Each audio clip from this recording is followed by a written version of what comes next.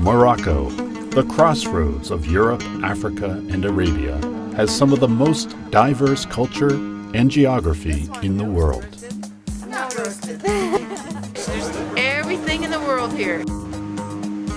As little as 15 miles of movement can reveal a completely new landscape. The cultural variety is equally rich.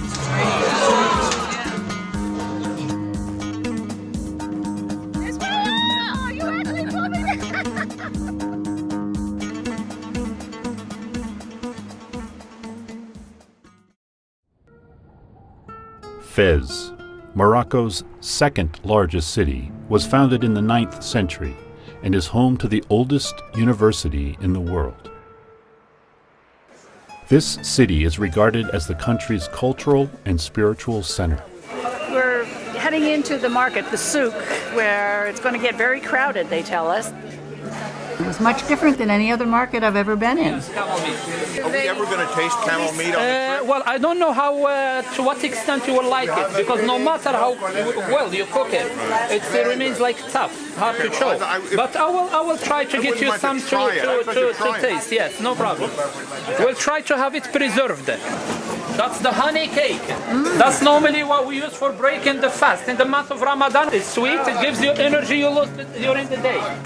Trip leader Mohammed Hajouji shares his insider's knowledge of Fez, the city he calls home.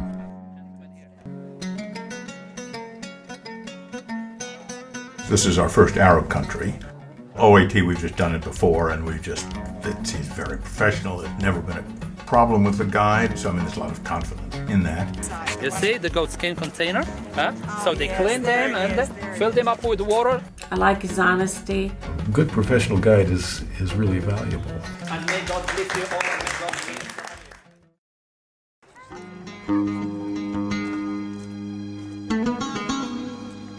be. Africa's Sahara Desert is the size of the United States. It is the biggest source of sand and dust in the entire world.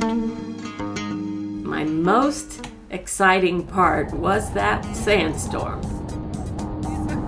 And join me inside. And normally when you have a sandstorm, we pass it around. Headscarves provide protection from the wind-blown sand. Camels are equipped with their own defenses. They have 2 rows of long eyelashes to keep the wind-blown sand out of their eyes. True elements. We're just stinging from all that sand. I think really that's going to be the most memorable. You know, Ken and I were just giggling all the way to the tent. We couldn't see each other. Almost there. Until we got inside, and then it was cozy. Here's my tent. And that'll be probably the first thing we tell our friends is about the sandstorm in the Sahara.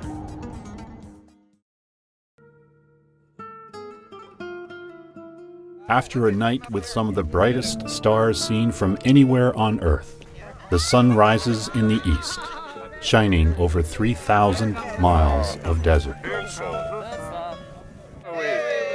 Well, it made me feel happy. I liked the visiting with the people, getting to know the people. This tent is made of woven camel wool, a homegrown commodity these nomads put to use in countless ways. Oh, is this camel hair? It's hard. It's harder than it looks, right? These nomads are ethnic Tuaregs. A series of snare frame drums called bandiers provide the main percussive rhythm for their music. Tuareg women often release a special call or scream to express celebration.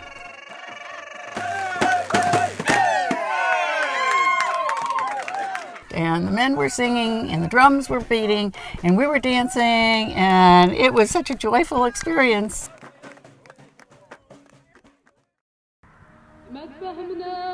Unlike the fully nomadic tribes of the Sahara, semi-nomadic people live here in the Middle Atlas Mountains. They lead their herds into these mountains each spring to graze for the season. والوالد ديالك مازال بالحياة؟ مازال بالحياة.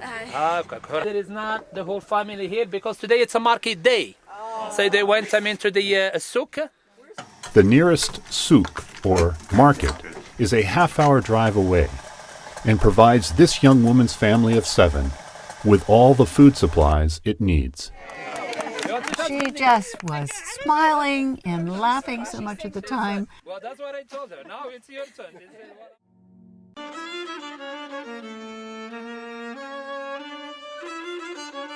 Tenahir, Morocco, is a prized oasis city, providing a lush retreat from the arid ruggedness of the surrounding Atlas Mountains.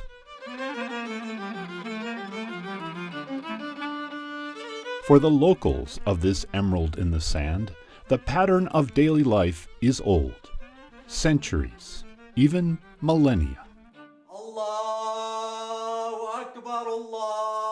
For most Amazigh, the day begins before sunrise with a morning call to prayer, the first of 5 calls for the day ahead. Then it's off to the market or souk, where locals will bargain for everyday necessities like grain, clothing, and especially livestock. Once a week, this town's live animal market is also a place to share stories and socialize. Animals are central for many households in Tenahir, but for the semi-nomadic people surrounding the city, they are vital. In these families, the men tend to the livestock. The women look after the family. For all families, traditional Moroccan cuisine served at lunch and dinner has changed little over time. Tagine is a local staple, commonly eaten with flatbread called hobs.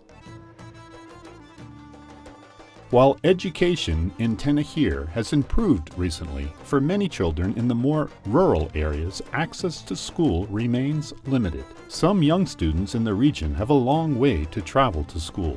Very good.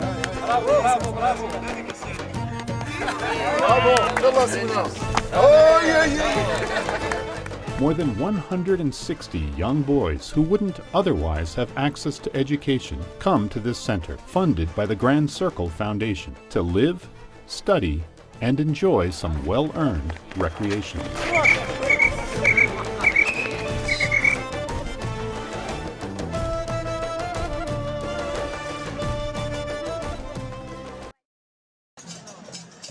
Marrakesh's main square is arguably the busiest in Africa.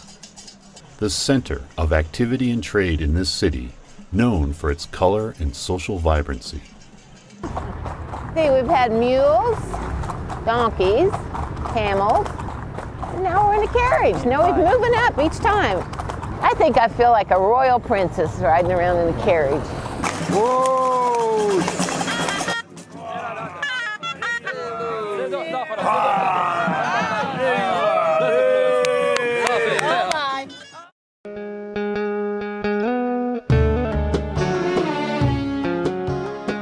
From the beaches of the Atlantic Ocean, to the snowy peaks in the Atlas Mountains, to the desert sands of the Sahara, Morocco is a land of stark contrasts. Each day, a new discovery. Was so furious with my children when they got a tattoo. You only live once. This is completely out of the normal range of our experiences, so I just love it.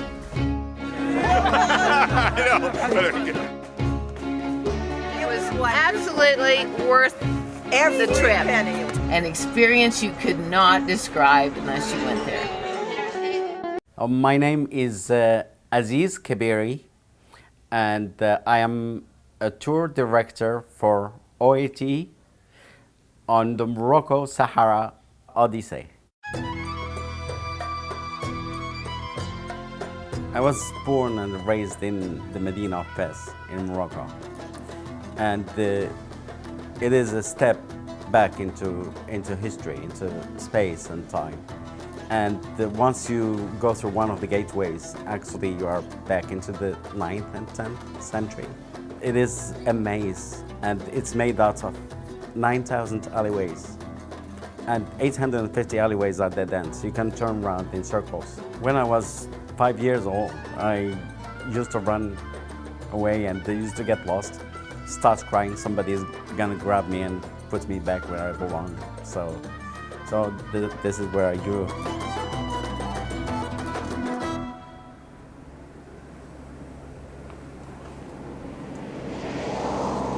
The country is not big. It is the size of Texas. And if you move 10 kilometers, the scenery is going to look completely different. And we have everything you can imagine. Morocco has got very green land, a very arable land, and one of the most beautiful regions in the country is the tolerant Valley and the Dadis Valley. And these valleys are all along the high Atlas Mountains. We go visit families and we have home-hosted meals, and then the travelers get to meet with the people, talk to the people, and learn about the country from the people themselves. Come, join up with us.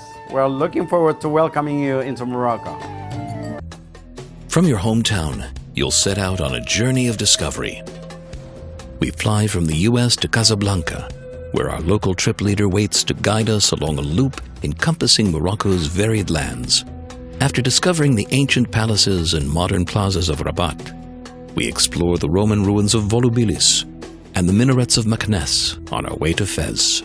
Then we travel south across the Middle Atlas Mountains and on to our tented camp in the Sahara. And we journey to the oasis of Tinagir before capping our adventure with a discovery of the Medina of Marrakesh, a UNESCO World Heritage Site.